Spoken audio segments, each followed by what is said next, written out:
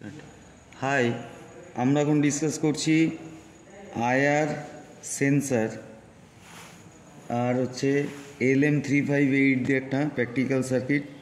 যে আইআর মডিউলের সামনে যদি আমরা কোনো অবজেক্টকে রাখি তাহলে দেখব যে আউটপুট এলইডিটা গ্লো করছে। তাহলে এর জন্য কি নিয়েছি না, LM358-এর কানেকশান করেছি 5 ভোল্ট ডিসি সাপ্লাই 8 নম্বর পিনে এবং গ্রাউন্ড করেছি 4 নম্বর পিনে।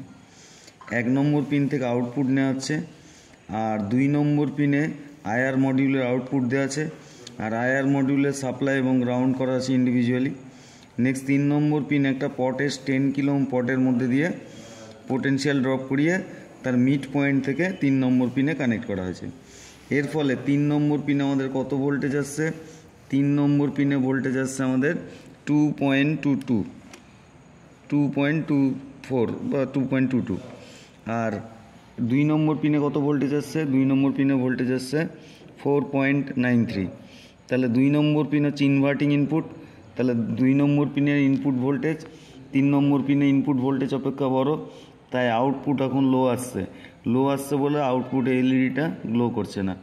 কিন্তু এবার যদি আমরা এই আইআর মডিউলের উপর হাত রাখি তাহলে তখনই সঙ্গে সঙ্গে ভোল্টেজের মান কত দাঁড়াচ্ছে? ভোল্টেজের মান দাঁড়িয়ে যাচ্ছে তোমার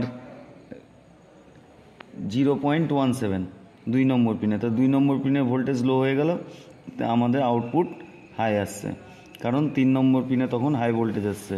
তাহলে হাই ভোল্টেজ তখন অ্যাপিয়ার হচ্ছে, তাই আইআর মডিউলের সামনে যখনই হাত নেব তখন এলইডিটা গ্লো করবে আর যখনই সরিয়ে নেব তখনই এলইডিটা অফ হয়ে যাবে। এটাই হলো আইআর প্রক্সিমিটি, এই আইআর সেন্সার। That's all.